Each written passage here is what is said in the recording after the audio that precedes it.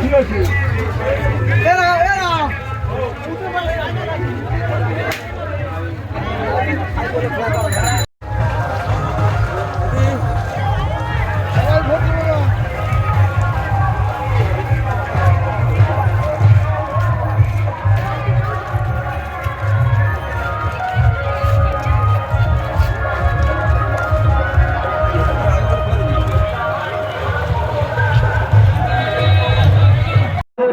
মমতা বন্দ্যোপাধ্যায় আমাদের সকলের বাড়িতে পৌঁছে গেছে ছিয়াত্তর ধারা প্রকল্প নিয়ে কন্যাশ্রী থেকে যুবশ্রী ছাত্রছাত্রী থেকে খাদ্যসাথী লক্ষ্মীর ভান্ডার থেকে প্রত্যেকটি প্রকল্প নিয়ে মায়ের কাছে পৌঁছে গেছে, আমার যুবক ভাইদের কাছে পৌঁছে গেছে, কৃষিজীবীদের কাছে পৌঁছে গেছে, শ্রমিকদের কাছে পৌঁছে গেছে, দোকানদার ভাইদের কাছে, গাড়ি চালক ভাইদের কাছে পৌঁছে গেছে। তাই আপনাদেরকে অনুরোধ করবো ব্যক্তিগত